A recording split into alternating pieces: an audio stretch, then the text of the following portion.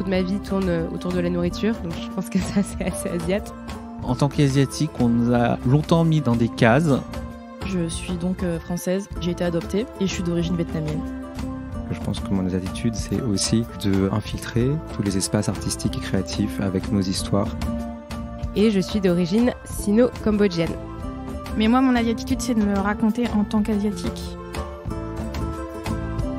Bonjour, je suis Amanda. Et moi, je suis Mélanie. Et dans cet épisode 0, on aimerait vous présenter le podcast Asiatitude. Qu'est-ce que c'est que ce podcast? Qui on est? Pourquoi on le fait? Qu'est-ce que vous allez entendre dans les épisodes?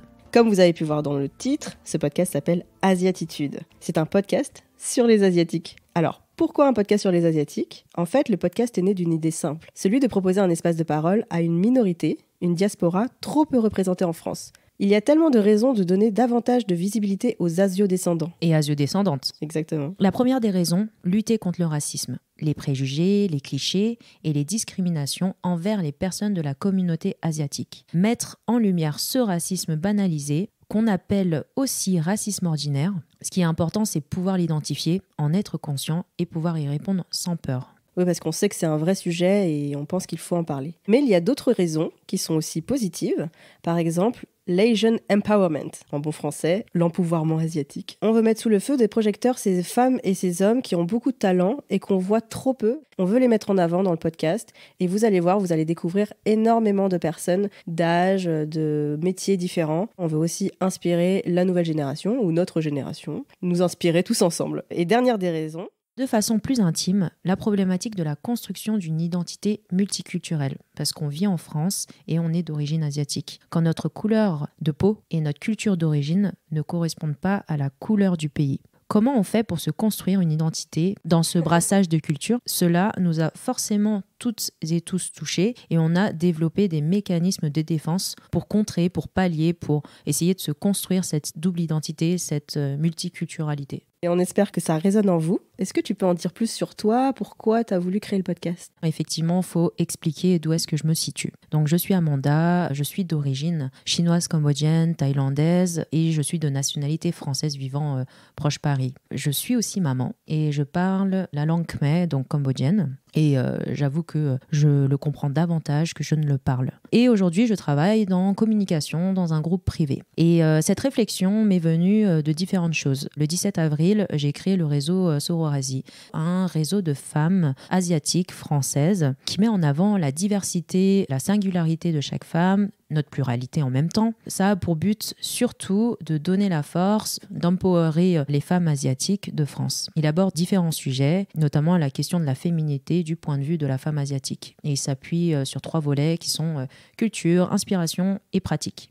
En termes d'expérience, je suis née en banlieue et j'ai grandi en Île-de-France, un peu partout dans le 77. Et j'ai très tôt pris conscience en fait que j'étais asiatique. Tout simplement parce que dès la maternelle, moi je parlais cambodgien parce que j'ai été élevée par mes grands-parents et du coup à la maison on parlait que khmer. Et c'est en ça en fait que je sais que j'ai toujours été différente de mes camarades français peut-être. Ensuite, à l'adolescence, tu vis des expériences qui font que ça te ramène à ta culture. Par exemple, quand j'avais 12 ans, j'ai fait un voyage un peu de bénévolat au Cambodge avec mes grands-parents. Du coup, tous les locaux, tous les Khmers qui vivent au Cambodge, à Battambang précisément, ils me rappelaient quasiment tous les jours que j'étais française avant tout, avant d'être Khmer de là-bas. Donc j'avoue, ça m'a perturbée parce que du coup, à 12 ans, on t'a jamais confronté parce que toi, t'estimes que du coup, ton bled, c'est le Sok Khmer, c'est le Cambodge. Et au final, tu te rends compte que là-bas, du point de vue des habitants, t'es pas du tout assimilé cambodgien. Oui, donc tu te sentais ni de France, ni de Cambodge. Voilà, c'est ça. Et du coup, où est-ce que tu dois te situer? Comment tu te construis? Sachant que tu as toutes ces problématiques. Enfin, c'est pas des problématiques, bien évidemment, mais c'est des choses quand même, tu dois te dealer. C'est un chemin, une construction que tu dois travailler toi-même. En fait, il faut que tu saches où te positionner pour t'ancrer, pour être solide. On est beaucoup en France à vivre ce genre d'expérience, mais tout le monde ne veut pas prendre la parole forcément. Il y a beaucoup de choses qui m'ont poussée à vouloir créer ce podcast et à discuter de ces sujets, tout simplement parce que j'ai vécu des discriminations là, dernièrement au niveau professionnel et en fait j'ai intériorisé beaucoup de choses, notamment là dernièrement avec le Covid. Je crois qu'il y a au moins 4 personnes de ma boîte qui m'ont dit que j'avais sûrement le Covid et ça c'était bien avant que ce soit annoncé comme quoi c'était en France. Ça m'a perturbée et aussi une des choses les plus importantes, je pense, pense, dans ma vie à moi, c'est la naissance de ma fille. Donc clairement, je voulais construire un monde meilleur. C'est peut-être un peu super-héros de vouloir et de penser ça, mais c'est important de se dire que je prends part et que j'ai ma part de responsabilité dans cette société. T'as vu ton impact à travers ses yeux. C'est ça. Je me suis dit, mon inaction fait que ça construit la société actuelle et du coup, il faut que j'agisse pour au moins essayer de m'impliquer et de me dire que j'ai tout essayé de faire. En fait, c'est l'importance de la représentation, la volonté de transmettre des valeurs et notamment la langue, pour moi, c'est un vecteur super important. Et les questions sur l'identité, de la double culture, c'est des choses qui vont forcément interroger ma fille. C'est surtout ces éléments-là qui ont déterminé mon engagement. Vraiment, c'est une fierté, je trouve. Et du coup, Mélanie, est-ce que tu peux m'expliquer qui tu es et quel rôle tu vas tenir? Qu'est-ce que je fais là?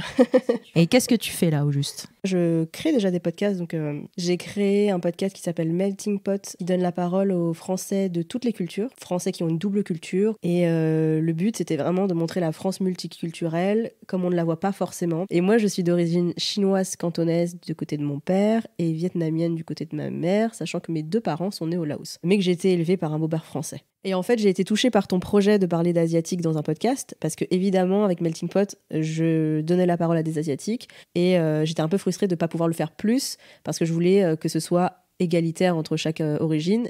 Et d'ailleurs, c'est drôle ça, parce que une des premières choses que tu m'as dit, c'est que tu t'es rendu compte, en fait, en faisant Melting Pot podcast, que tu étais asiatique. Ouais, en fait, je le savais, parce que évidemment, bon, ça se voit sur mon visage et je sais de quelle origine je suis, mais je me rendais pas compte que ça m'avait influencé, en fait. Mon chemin est différent du tien dans le sens où je voulais qu'on comprenne la différence. Et en chemin, je me suis découverte enfant d'immigrés et je me suis découverte asiatique. Et j'ai eu de plus en plus envie d'interviewer des Asiatiques. Et donc, mon parcours, et après, je vais arrêter de parler de moi. Moi, j'ai 31 ans, j'habite en région parisienne aussi. Mais vous inquiétez pas, on va pas mettre en avant que des gens de Paris, hein, on va mettre en avant les gens de toute la France. Je parle pas tant que ça vietnamien et chinois-cantonais, je le comprends, mais comme toi, je comprends plus que je ne le parle. J'étais avocate de formation, pas que de formation parce que j'exerçais la profession et j'ai tout changé pour donner un peu plus de sens à mes activités. Donc voilà comment on s'est retrouvés toutes les deux à créer Asiatitude. On a trop hâte de vous faire écouter les premiers épisodes. Et d'ailleurs, Amanda, tu vas nous expliquer un petit peu qu'est-ce qu'on va entendre dans ce podcast. Plein de choses. Vous allez entendre des témoignages d'Asiatiques de France, de tout âge, sexe, milieu social, culturel, domaine professionnel, et on veut vous entendre. Donc pourquoi pas vous? On va aussi partir à la rencontre de personnes talentueuses qui nous inspirent, des artistes, des sportives et des sportifs, des entrepreneurs et des entrepreneuses, des passionnés. Parce que oui, les Asiatiques sont talentueux dans tous les domaines et pas forcément seulement en maths ou en restauration comme le veulent les clichés. Aussi, on va avoir des bonus de conversation entre plusieurs speakers sur des sujets particuliers. Ça peut être aussi des sujets très engagés comme des sujets un peu plus légers et culturels. Tout un programme. C'est vaste, c'est important. Je pense que c'est nécessaire de créer un podcast qui se concentre sur des personnalités pour créer des références aussi, c'est important. Et une représentation surtout. C'est un podcast créé par 2 femmes asiatiques qui va mettre en avant des personnalités inspirantes asiatiques et qui va traiter de nombreux sujets qui sont importants pour nous dans notre construction et déconstruction. T'as tout dit. On a hâte de vous dévoiler le premier épisode d'Asiatitude, le podcast qui interroge les personnalités asiatiques en France. Alors, on vous l'a pas dit, mais pourquoi Asiatitude ? Parce qu'être asiatique, c'est pas simplement une origine, mais c'est une identité, une fierté, une façon d'être, une attitude, ou plutôt des attitudes.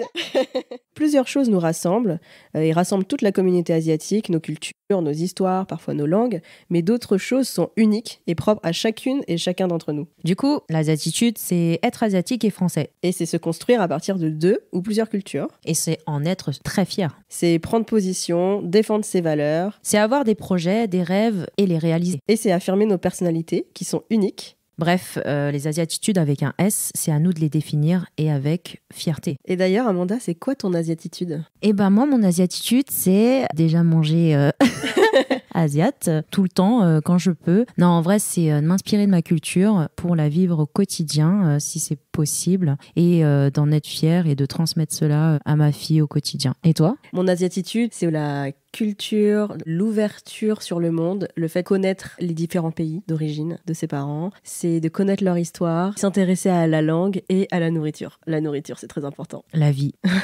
Donc vous l'avez compris, on est 2 femmes françaises d'origine asiatique, motivées pour parler de ce qui nous questionne, nous inspire, mettre en lumière ces personnes inspirantes d'origine asiatique, leurs talents, leurs questionnements, leurs expériences, leurs histoires. Mon rôle sera d'être animatrice et toi, Mélanie, tu seras la productrice du podcast. Exactement. Donc moi, je serai derrière les manettes et toi, tu intervieweras tous nos talents. On a hâte de vous retrouver le 1er octobre pour le premier épisode. Et ensuite, un nouvel épisode paraîtra une semaine sur 2. Donc abonnez-vous sur votre application de podcast pour être tenu informé de sa diffusion. D'ici là, vous pouvez nous écrire à asiatitude avec un S, podcast@gmail.com, donc tout attaché. Si vous avez des noms de personnes que vous aimeriez entendre, si vous-même vous souhaiteriez témoigner, dans ce cas, vous pouvez nous glisser un petit mot sur les raisons, sur votre parcours, votre histoire, ou juste si vous avez envie de nous dire bonjour ou de nous dire un petit mot gentil.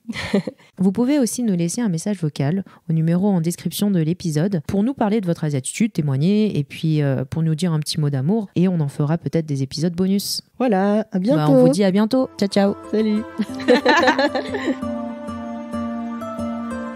Merci d'avoir écouté cet épisode. Ce podcast a été réalisé par toute l'équipe d'Asiatitude. Amanda, animatrice, Mélanie, productrice et réalisatrice, Alice, ingénieure du son.